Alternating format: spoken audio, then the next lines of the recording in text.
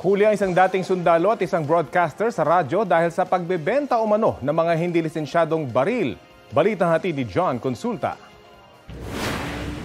Walang kawala sa Tagum City Police at Davao Provincial Mobile Force Company ang dalawang suspect habang nagbebenta ng isang walang lisensyang caliber 45 sa isang undercover. Kinilala lamang inaresto na sina Patrick Ancho, isang dating sundalo, at Noel Moraleja alias Andribon Obrero na isang radio broadcaster sa Tagum City, Davao del Norte. Ayon sa Tagum Police, nagsagawa sila ng close monitoring matapos makakuha ng tip na nagbebenta ng baril ang dalawa. Sa kabuuan, 3 baril na caliber 45 ang na-recover sa dalawa at ibinebenta raw ang baril ng 16,000 pesos bawat piraso.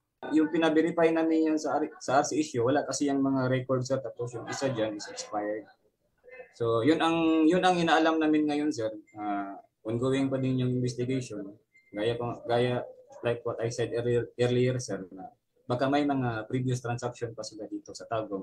Bukod sa mga baril, may na-recover ding 2 driver's license ng radio broadcaster na may 2 magkaibang pangalan.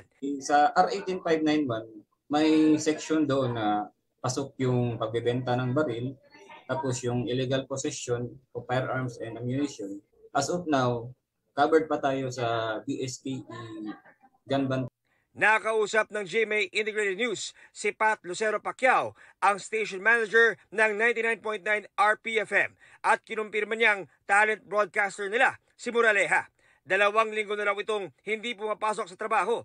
Posibleng matanggal daw ito sa kanilang istasyon sa oras na mapatunayan ang mga akusasyon sa kanya. Tumanggi naman magbigay ng pahayag sa amin ang 2 naaresto.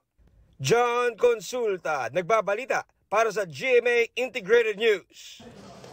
Kapuso, alamin ang maiinit na balita. Bisitahin at mag-subscribe sa GMA Integrated News sa YouTube. Sa mga kapuso abroad, samahan nyo kami sa GMA Pinoy TV at sa www.gmanews.tv.